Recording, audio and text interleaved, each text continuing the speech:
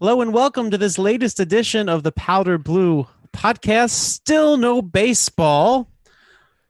I The feel like MLB we players. open the show up with that every time. It hurts. It hurts. It's like that's what it is. But one of these days, it would be nice to say we're gonna have baseball.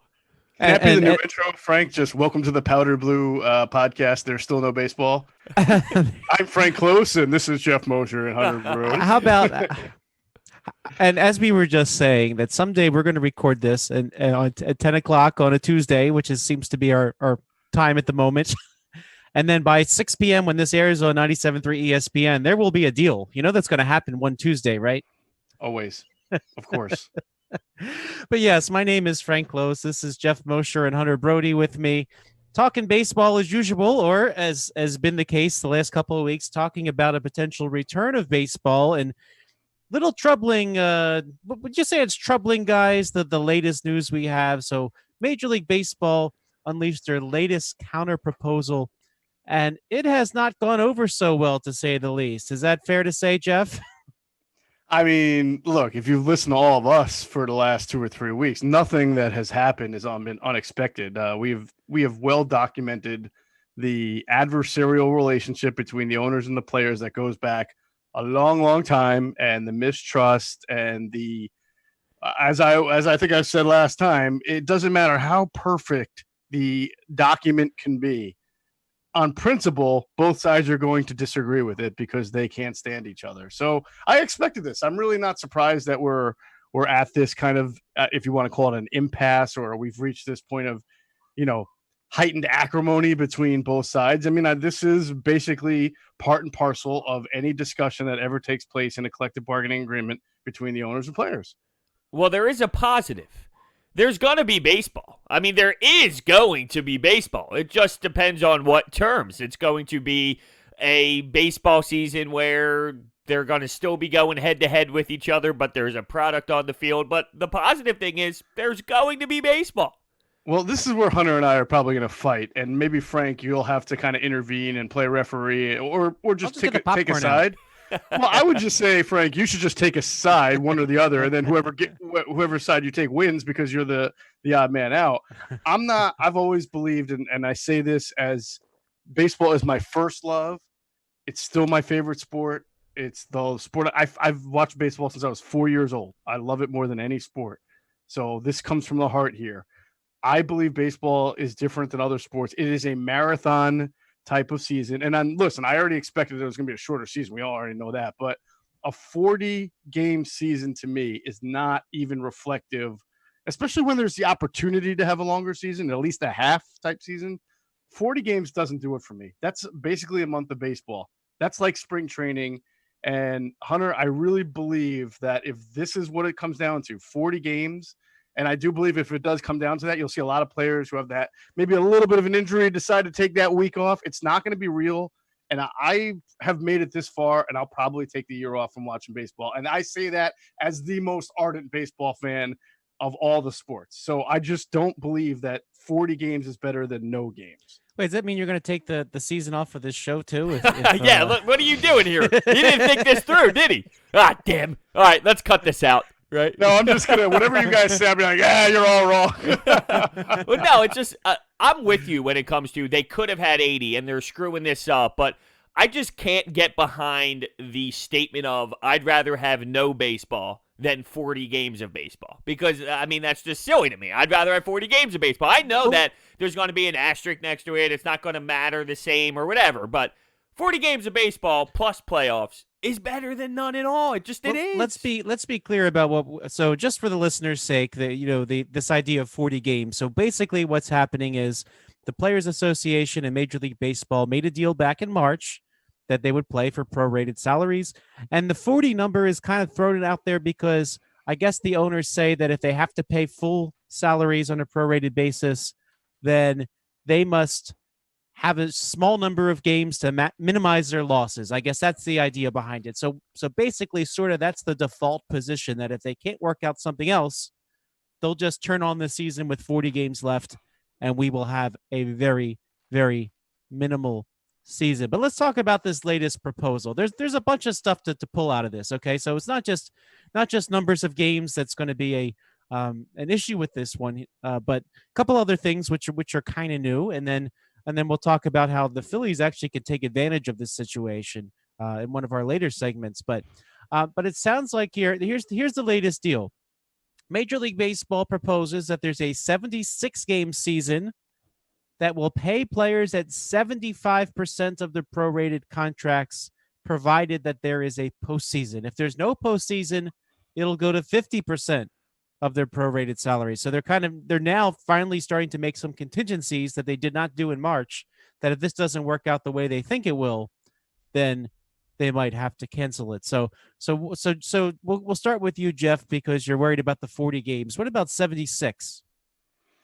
Now, 76 is, to me, and maybe it's because I was mentally preparing for this for a while, that's almost like a half a season. Not exactly, but almost like a half a season. And I feel like the season in 76 games can tell you a story from top to bottom. And I feel like the players will not treat a little muscle strain like a 2-week injury just because they're mad at the owners. I feel like that'll be a better alternative than 40 games. And not just because there's more games, obviously, but because I feel like in 70 some odd games, you can have a little bit of a season and some kind of climax at the end. You know, I just feel like it's better reflective. I'd be fine with 76 games. The games itself is really just based on the money part of things. I mean, the money part of things is what is going to generate the amount of games conversation, because the owners don't want to pay them too much. But we actually had Scott Lauber on 97.3 on Monday, and he he discussed something that was in the writing in the March agreement. So I want to throw this at you, Frank, because this is what it's all about. It's about that March agreement. It says that they can discuss in good faith if they play without fans. So they can reassess and discuss in good faith if they play without fans. Now, if that's in the writing, what are the players complaining about? I guess the question is, legally, what does good faith mean?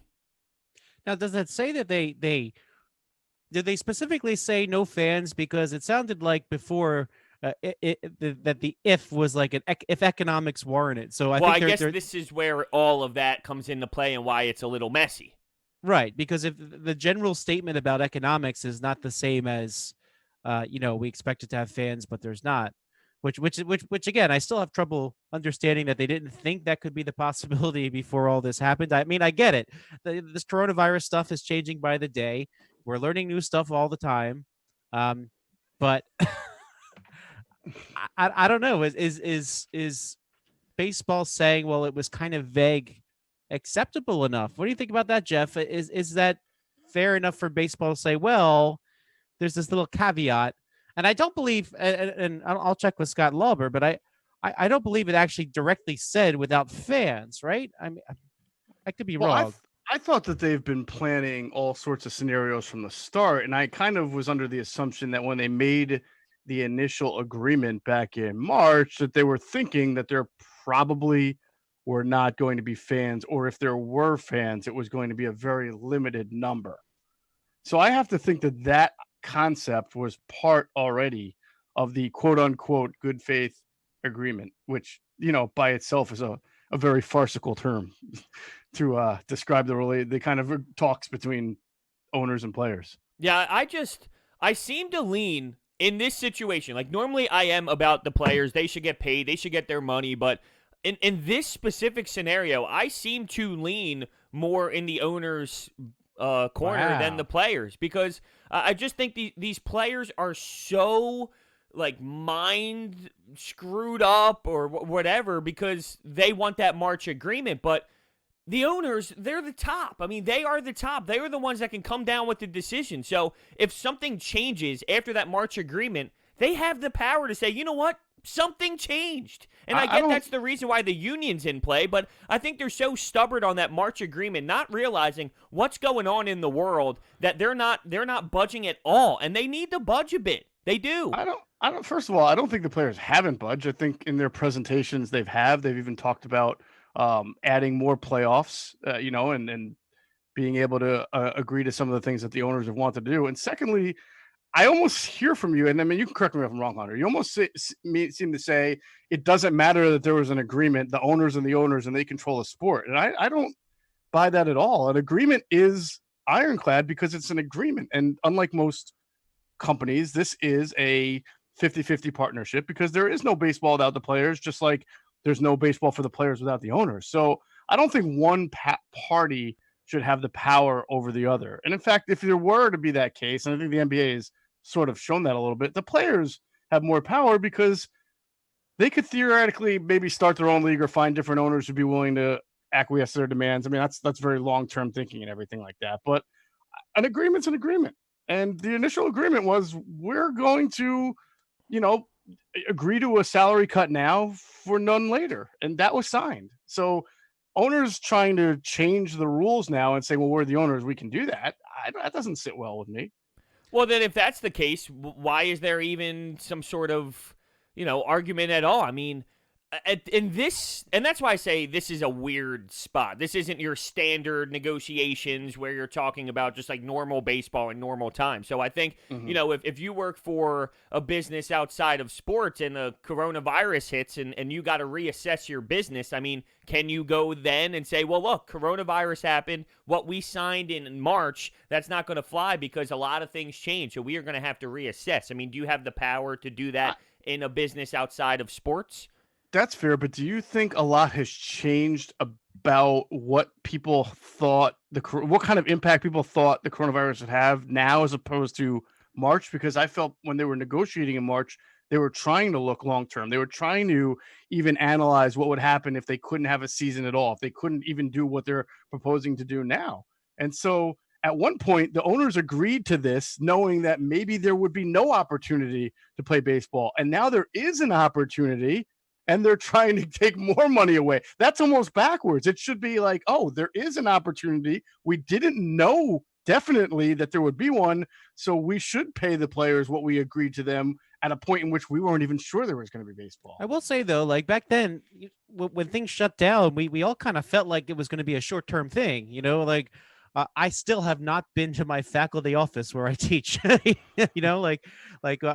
don't have books I need for summer courses later on and in the fall yet because things are still not open. I mean, even in yellow phase, like at some point I got to make some sort of appointment and get temperature tested before I get onto campus to get to my desk. But I mean, this shutdown has really exceeded everybody's expectations. I mean, is that fair to say? Wasn't Italy and wasn't China locked down for 3 months? Wasn't Italy locked down for 2 months? I mean, I feel like maybe our patience has changed, but I think March 15th is when school closed for my daughter. So we're approaching March, April, we're approaching 3 months. I mean, to me, I feel like this was expected, and it's good to see some reopenings are going on. But all that had to be thought of by the lawyers and the smarter people than all three of us when they originally sat down to come up with an agreement. Yeah, no doubt. And to be fair, I'm not making it seem like. By the way, I'm sorry.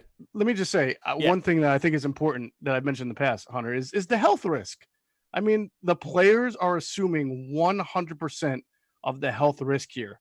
The owners assume 0. They sit in a box. They don't have to go to the game. They can watch. And I think that that's a big part of the conversation. I mean, maybe players exaggerate that because they want the money, but even if they are, it's the truth. They have to make a ton of lifestyle concessions to be able to make this work. And not only do they make the concessions, that lifestyle, but then they also put their health at risk by going out there and trying this when nobody's tried it yet. The NBA and NHL, they're going to look at they all have theories on how they can work, but we've not seen it yet applied. Yeah, that's very true. I was just going to say, it's not like I understand the owners are trying to get one up on the players and the players are trying to get one up on the owners. Like, I'm not happy with either sides, but I personally believe that the players are being a little stubborn with the March agreement thing, going, you know what? Like, I think someone needs to step up and say, all right, whatever. Let's just get out there and make sure that we can get this game going. Because even if they do play this 40-game season, I think because people understand why this is the scenario that it is, like, oh, they're going back to baseball, but this is why that Manfred had to step in and say, you two are playing, it's still going to hurt the game. So someone needs to step up and pretty much go out there. Now, with the health risk, you kind of hit it on the head late. I don't know if they really do worry about it. It seems like they're using that as, hey, we want more money because we are at risk. We will play if it's for the right money. No one seems to really be that worried about it unless the money isn't right. Well, I do. I think, Frank, they are using it maybe as a pawn, but it's even if so, it's a real risk. Oh, no doubt. You know, they all have families. You have a lot of players who come from other countries. You know, Latin American countries have to travel and go back and forth. And the way the virus is transmitted, they're putting their families at risk. You know, so let's talk about that for a second. So the latest proposal does indeed address health. And so according to Jeff Passan of ESPN, it says players deemed high-risk individuals, that's the language they use, can opt out of the 2020 season and retain their salaries and their service time. And if you're not deemed high risk, you'll receive neither salary nor service. So I guess it's kind of the idea that you can opt out. And by the way, Passan clarifies there is a manual that says somebody by definition of high risk is the following. It says some individuals may be more likely to suffer severe illness as a result of COVID-19 than others. Individuals who, by virtue of their age or medical history, are at a materially higher risk of complications. So, do you anticipate then? Is somebody going to sit out? I mean, unfortunately, we're talking about the same names, and I don't mean to single them out because, I mean, John Lester, who's overcome cancer, I mean, God bless him. Like, if he wants to play, I mean, certainly let him play. But if he's worried, do you let him do something like that? Sit out? Well, I think, yeah. I mean, I think you can let somebody sit out. The question is, how much are you going to pay someone who elects to sit out? I mean, it may have to be a situation where you say, look, you have the right to sit out and you won't lose your year. If you're a 10-5 guy, you know, we'll still count that as a year, but you're not going to make a salary because at the end of the day, everybody in some form or fashion is whether they're very healthy or whether they have a predisposed condition, right? They're all taking a risk.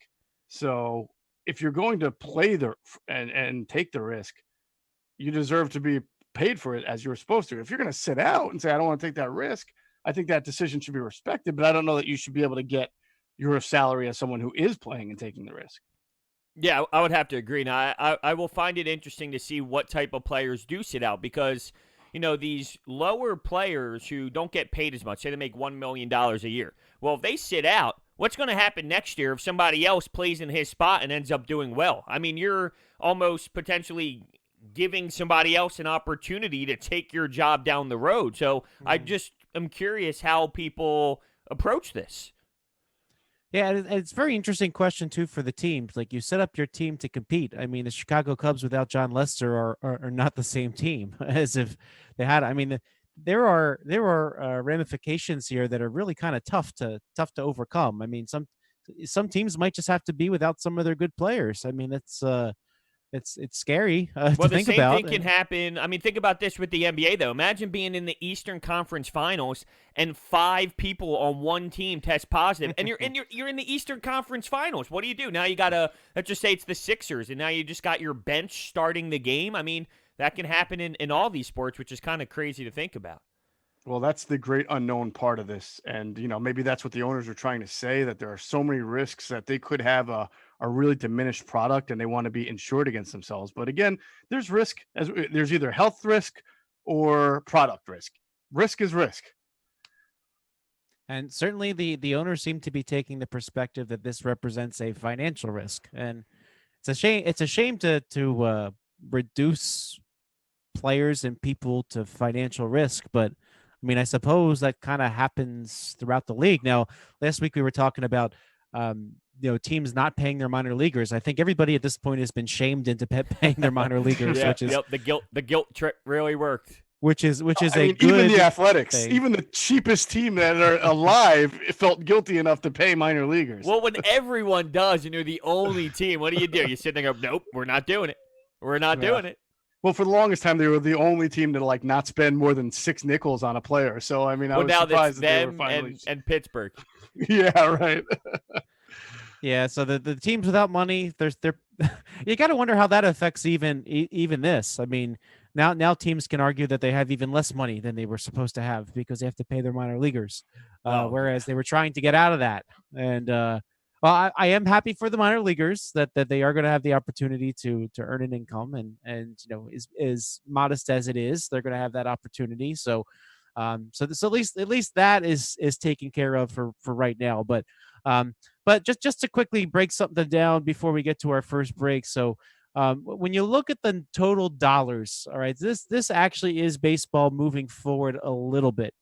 Jeff Passan broke it down. It's $1.431 billion that will be paid, and 50% of salaries over 76 games is $954 million.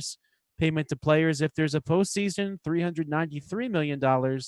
Bonus pool for the playoffs, $50 million, and forgiveness on the MLB $170 million advance that they made back in March to get players some money to move forward. So this is so in terms of total dollars, MLB has moved forward, but here's the question: even if they are adding total dollars, will they ever get around not paying the prorated amounts to the players? I don't think the players are going to move for anything.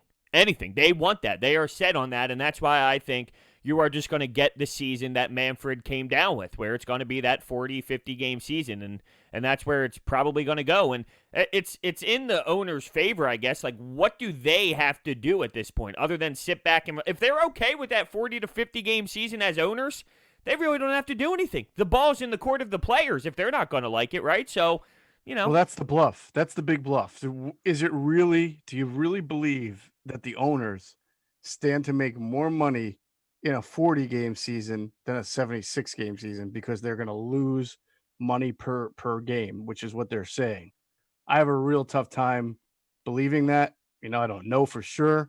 I have to believe that TV money is going to be very good for them because, as we saw at the NFL draft, when you're but what if not to cut you off, but but you're going to have NBA playoffs, NHL playoffs, football. I mean, the Masters, golf. I mean, you name it. Tennis coming back. How are they going to be able to compete regular season wise with stuff like that? Maybe the TV isn't going to be as popping as we think. Well, I'm still thinking that a 76-game season that starts in July is July and August. So 90% of what you watch, there's not going to be competition from football. So there'll be some basketball, obviously, and there'll be some hockey. But the beauty of baseball is that it's an every night sport, as opposed to even the NBA, which, well, when they get to the playoffs can be every night, but some be West Coast games. Like here in the East Coast, we'd be able to watch our teams and then maybe a night NBA game. I don't think it's going to be as hard for them to compete for the eyes of the consumer as if maybe they were to start off in September or October. All right, well, we have much more to break down, more expanded playoffs, even beyond what we talked about last time. That's something being proposed right now by ownership. Some ramifications for the draft and the end of the qualifying offer, at least for now. Lots more to talk about. This is the Powder Blue Podcast. Frank Klose, Geoff Mosher, Hunter Brody, back after this. And we are back with the Powder Blue Podcast. Frank Klose, Geoff Mosher, Hunter Brody, and we're talking about the latest MLB proposal to return to play. We already kind of talked about the money factor and the players, but there's a couple other things that are new in this proposal. And, when we talked last week, we were talking about 7 teams in each league making the playoffs. Well, guess what? They are proposing 8 teams in each playoffs, and almost a new format to the playoff field. Now, this is really, really interesting here. So, according to this, again, 8 teams from each league are going to make the playoffs, and they're planning for a playoff tournament, almost like the field of 64, except that will be 8 and 8. So I guess the elite 8 from each teams will be playing one another, but they're actually going to seed it. The 1 seed plays the 8 seed, the 2 seed plays the 7th seed, etc., and a best of 3 first round playoff. That's a lot of extra playoff games, and that means more than half of the teams are going to make the playoffs. Geoff Mosher, is that really playoff baseball if more than half the teams make it? Oh, man, am I about to have a get off my lawn moment? Yes, you are. Yes, you are. Well, first, do you guys want the good news or the bad news? Give me the bad news. The first. bad news: the Phillies are still not in the playoffs if we base this off of last year. The good news: well, there's a 3-game series, so you don't have the 1-game wild card what if. At least there's a series for all these teams to try and compete. Yeah, I mean, man, you're adding 3 extra teams for each league into the playoffs from what you already have with. Well, although I guess it's changing anyway, right? Well, they were like they right were now at it's 7. 5. Yeah, they were at 7 with some extra wild cards, but this is a straight tournament, so every team plays after the season ends. Yeah, baseball's not a tournament sport. It just isn't. I don't like it. I'd have to live with it. I don't like it. There's really not much more for me to expand on. I just don't like it. I have so many interesting thoughts because in the NHL, you could be the 8th seed and still win a Stanley Cup. You've seen it many, many times. In basketball, you have no shot. Now, in baseball, say the New York Yankees have 112 wins, and they play a team like the Texas Rangers, who would squeak in based off of last year. They'd be the last seed in the AL. They finished with 78 wins. Could they not win a series in 3 games? I mean, the Phillies lose to the Marlins every single time they play. So I think if you're an 8th seed, you can knock off the New York Yankees in round 1, but then the problem is, who the hell cares about the Rangers in the next round compared to the Yankees getting another series, right? So, I mean, talk about people not tuning in after that upset. That would be a problem. Yeah, but it's interesting. That'll basically come down to the starting pitching. I mean, if you have Aaron Nola, Zach Wheeler, I mean, if again, in a small sample size, if we're talking 40 games, I mean, Jake Arrieta, even though he's older, maybe he's got the stamina to get through the season. I mean, that 3-man rotation. Hey, after 40 games last year, Arrieta was doing pretty well. You can't deny the number. So those of you listening, Hunter is just shaking his head. Okay, I'm just anti-Arrieta at this point. That's all. But my point is, you can let's say even the 2 of them, you add a starter in a trade. Like if there's actually trades happening during the season, I mean, it's pretty easy to set yourself up to be competitive during a quick tournament like that. So it's almost like, you know, someone who's not doing so well because their 4 and 5 starters aren't the greatest in the world. They might have a shot at this. I'm not a big fan of delegitimizing the division, which would happen when you do that. And, you know, if you're the Yankees, as Hunter brought up, you win 110 games, and you're the Red Sox and you win 105, you could be the number 2 seed Red Sox ahead of whoever won the AL Central and the AL West. I don't like that, because then what's the point of having divisions at that point? Well, the other side is there's sometimes I don't like drifting too far away. Yeah, the other side of that is sometimes there's people who win the division with like 90 games, and then there's a wild card team that has 106 and they get screwed. But I lean your thought process on this as well.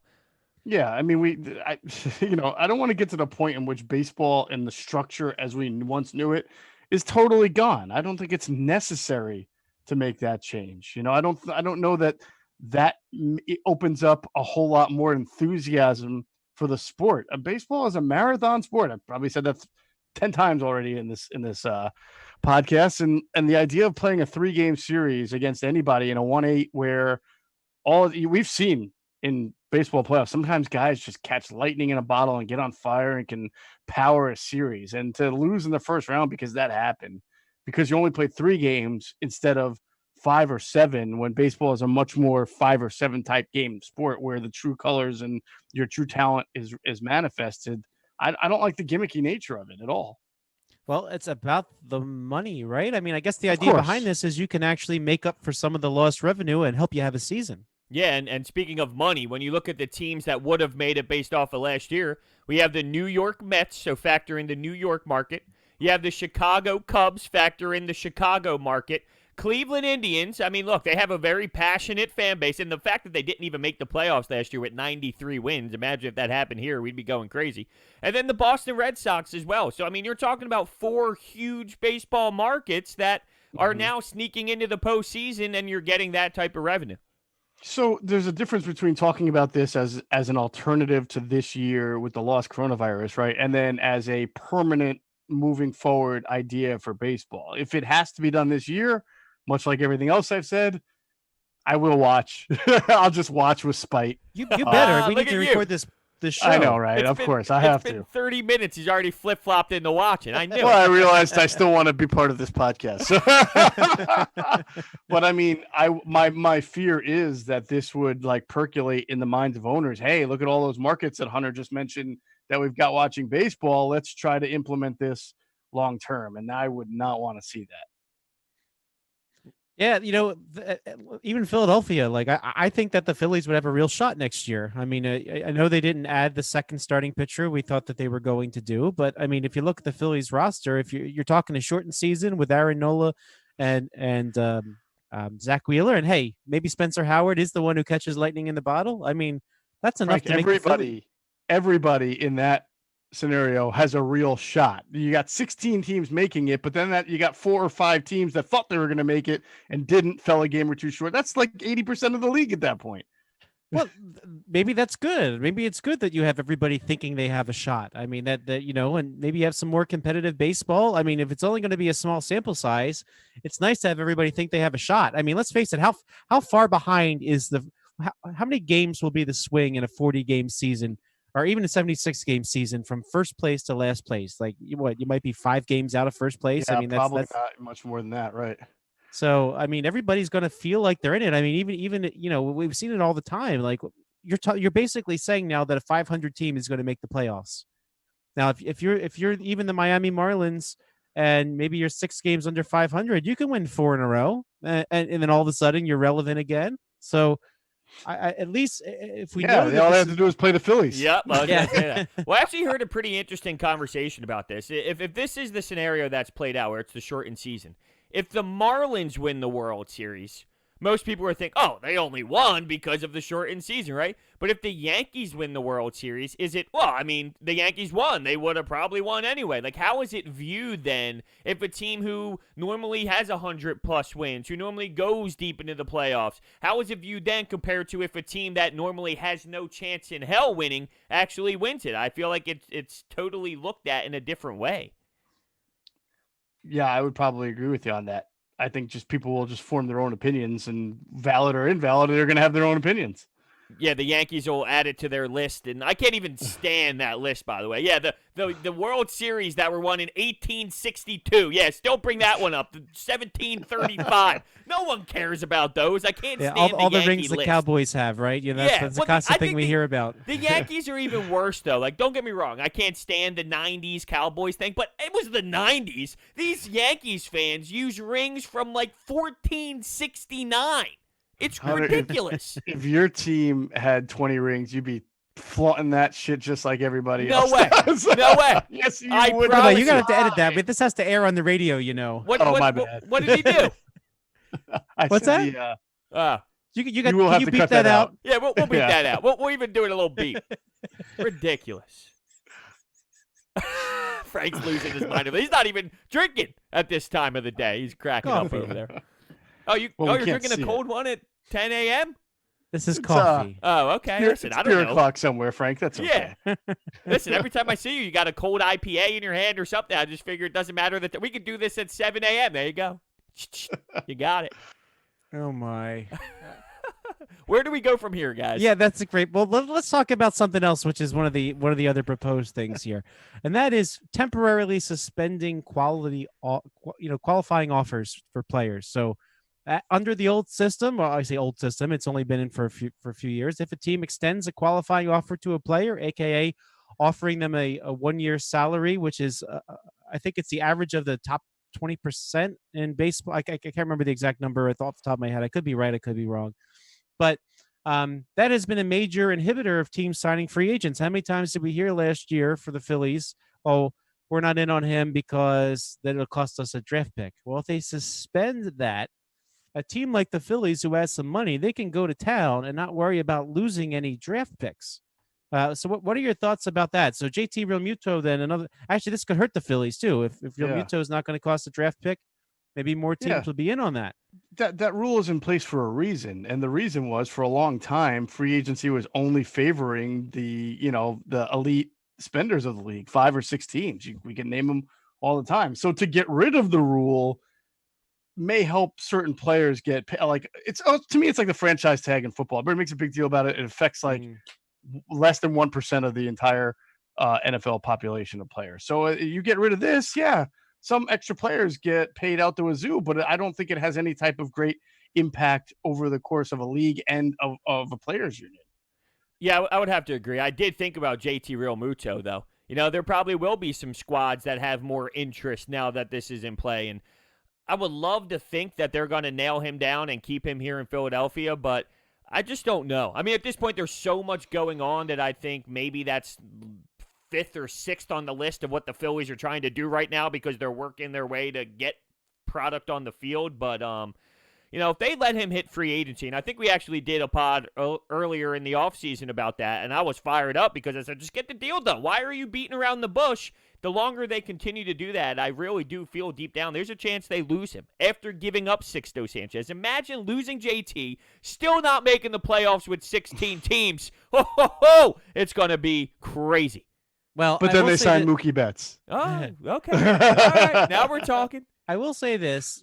They could be talking behind the scenes and they're just not allowed to do it. I mean, they're not allowed to make transactions. I mean, so maybe they're just sort of having casual conversations off to the side. And then when things resume, they'll be ready to get something done. So we don't know that. But again, I make the point too, that if they're going to take a revenue hit this year, that's going to take some teams out of the running. And so hopefully that would cause Realmuto to maybe consider signing a deal sooner than later. So, but yeah, you're right. Phillies could be in on some other, whether it's Mookie Betts or not, I don't know, but they could be in on some other players without having to worry about offering a draft pick when they do so. And then, again, that's a major factor for the Phillies as they've been trying to reboot their minor league system. But when we come back, we have one more segment left. There are a couple things that could benefit the Phillies in terms of the minor league system, and that is the shortened draft. But we'll talk about that in a second. Frank Klose, Geoff Mosher, Hunter Brody. This is the Powder Blue Podcast. And welcome back to the Powder Blue Podcast. Frank Klose, Geoff Mosher, Hunter Brody. We're talking Major League Baseball and a couple things that will specifically affect the Phillies going forward. And one of it is the draft, all right? So we know there's going to be a shortened 2020 season. We know that this year's draft is going to be shorter. And so one thing that's going to be pretty interesting that kind of is coming out of this, and this comes from Kylie McDaniel of ESPN. The March agreement said this: in the event that each club plays less than 81 regular season games in 2020, the office of the commissioner shall have the right, after conferring in good faith with the MLB Players Association, to modify the draft order. What do you think could come of that? And why do you think that's even there to begin with? The draft already went from 40 rounds to 20 rounds, right? We already talked about that. They reported that in March. But now somebody could mess with the draft order. What possible benefit could there be to that, Geoff? Well, I can only think that maybe they worried, like, if a team starts off 0-10 in a 40-game season, that they pack it in and try to tank for the top draft pick. Although in baseball, I can't, the top draft pick, how often does that guy even, we're make waiting it for to the major leagues? Mickey Moniak, though, Yeah, exactly. But I guess just to put it into that case where it could happen. Or what if you're like the Yankees in Hunter's, scenario, and you win the most amount of games? Let's say you go 35-5. That would be crazy, right? But you lose in the first round of the playoffs. Do you deserve the first overall pick or a top 5 pick because you lost that early in the playoffs? Or should you be treated like the 35-5 team and still get the last pick in the first round? I don't know. I'm just trying to figure out why, as you talked about, Frank, why you would correlate this season to the draft and having the commissioner have to intervene. Yeah, no, that's interesting. I think if you put it in that way, you would have to find a way for medium ground. I mean, this is kind of just, look, we can't have that scenario where the Yankees are 0-10 and they pack it in, although I can't imagine that ever happening in that city. That would be ruthless. But, teams might have that mindset. And then, yeah, it would be bad. But what if that team who's 35-5, let's say, they're not really a 35-5 team. That's just what their record is. It's not like every year, say the Kansas City Royals are 35-5, even if it happens in this shortened season. So should they still be in play for a higher draft pick because we know they're not really talented. I guess it's just the way to make it as even as possible because they know that 40 games is a sprint and it doesn't tell a full story. But how do you there's so much gray area there. Like I don't know how you could mess with the draft order and somehow people think that it's fair. Like you know what I mean? Like well, you might turn it into a lottery system. It doesn't mean that the commissioner is going to assign each individual team's draft spot. He just may come up with a different method of deciding who picks where. Yeah, like, oh, I like the Phillies. I think I'm going to put the Phillies number 1 this time. I don't think I don't think it'd be that extreme, but all right, so let's talk about that idea. The idea of a lottery system. If you are the team that lost the most, I mean, let's face it, some teams are not well built to win this year. Like maybe you were kind of counting on that draft pick that you would ultimately get. Wouldn't you have an argument that you got screwed? I mean, even if they start going with the ping pong balls and they don't bounce your way, I mean, that seems to me like that's going to lead to some teams being pretty upset. I think teams are going to be upset. Like, let's say you're the Astros and you start off like 20-2. All right.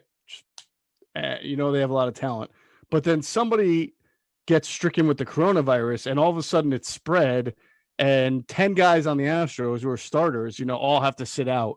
And all of a sudden they just bottom out and collapse. Are they going to get the top pick in the draft because they lost all of their next games? And I know this is a crazy scenario, but I think this is what they had in mind with such a short season, that the coronavirus itself could wipe out an entire team that's really good and really talented. And would they really deserve the first pick in the draft because the coronavirus just happened to hit them at the worst time compared to other teams? I'm not sure that that's fair either. And I think that there would be outcry among the league if a team as talented as the Astros or the Yankees or the Red Sox or whatever just got zapped by injuries or the virus and then was rewarded with a top draft pick afterward, while other teams like the Pirates or Royals or whatever may be fine, but just not that good and want that pick as well, or, you know, be deserving of that pick as well.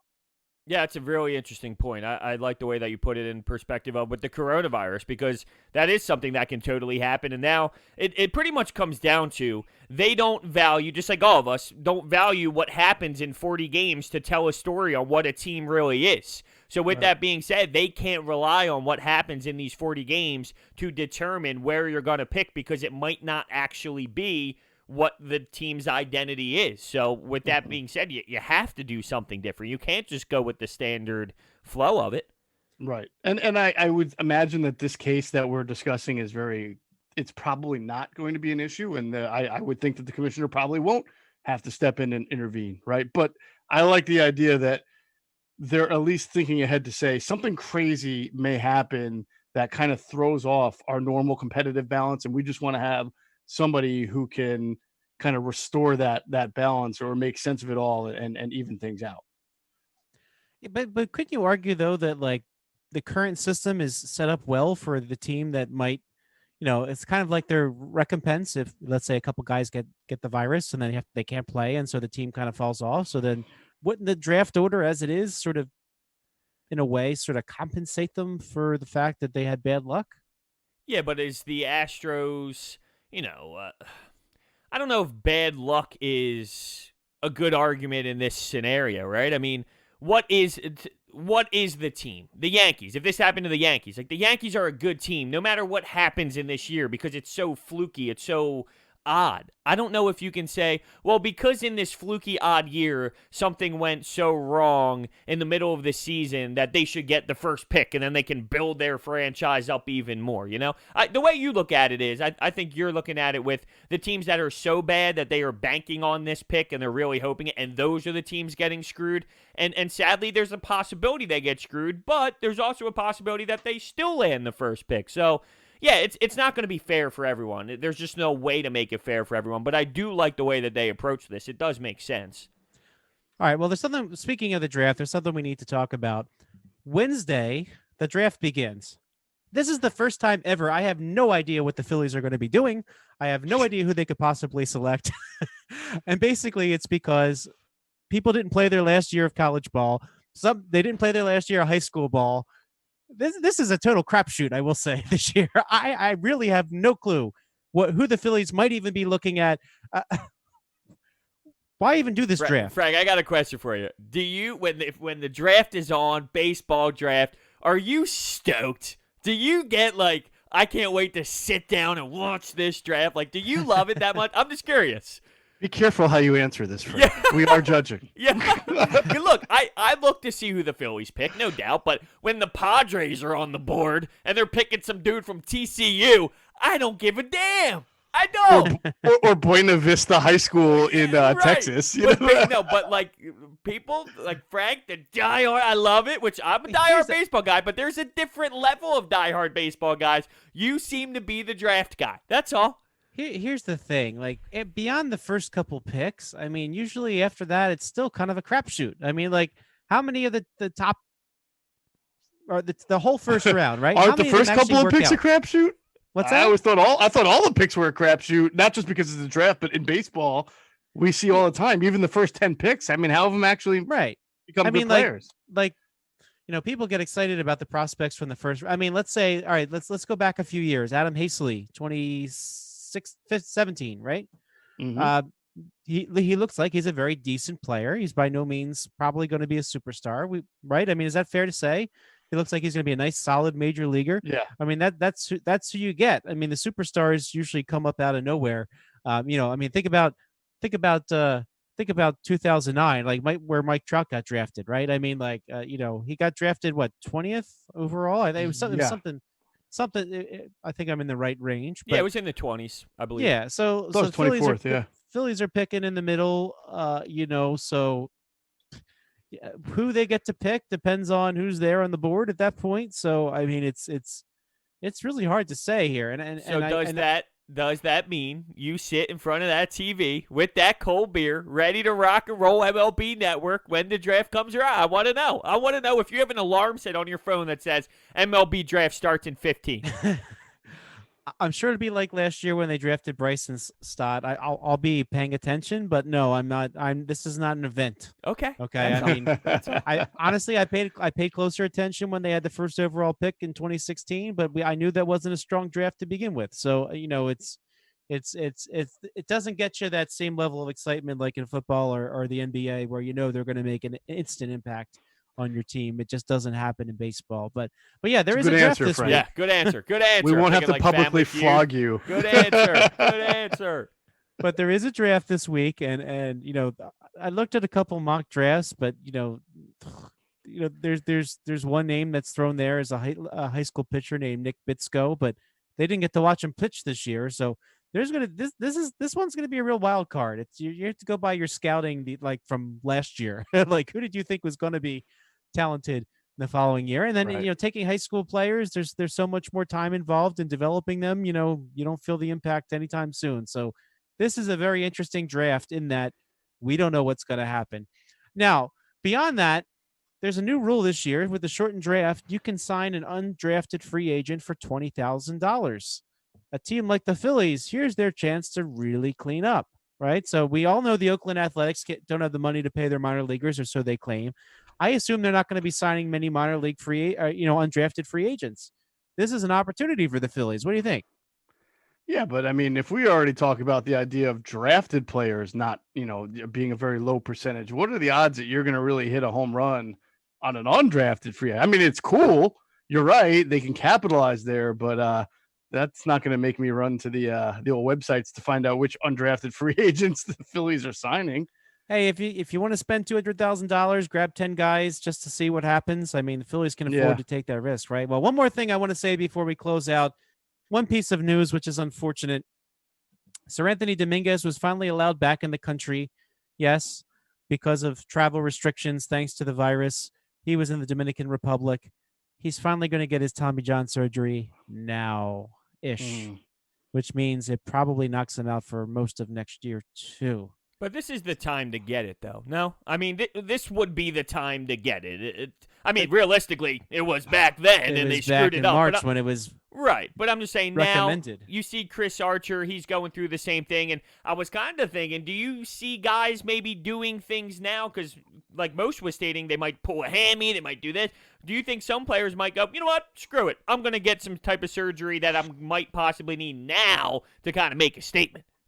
Chris Archer is not a Tommy John. Tommy John, there's long range implications. No, I know. I'm just saying in general. Did I say Chris Archer was getting Tommy John or just surgery in general? No, just surgery. I mean, yeah. He wasn't. If you're Chris Archer, John, that makes a lot of sense because you still don't know what the season's going to be. But things that are such long range, it's really it's a shame for the Phillies that he didn't have this surgery in March, and that had he not been looking for the extra opinions, things he might have been ready next spring. But now. You mean March of 2019, correct? Well, yeah, this has been an ongoing problem, but unfortunately for him, he's probably not pitching next year either. I mean, and if he does, it'll be late in the season. At this point, I mean, he's become the Phillies version of Yoenis Cespedes. It's like he exists, you just hear stories, but you're not really expecting to see him on the field maybe ever again. It's a shame though, because when he was playing, playing pretty damn well. Definitely. As long as he's not chasing wild hogs or whatever it was that Cespedes did. And I don't know. Well, hopefully by next week when we chat, there'll be something in place and we can start talking about baseball teams and players and games. Anyway, it was a good time talking with you guys. And we'll be back next week. This is the Powder Blue Podcast. Frank Klose, Geoff Mosher, Hunter Brody. Be safe. Have a great week.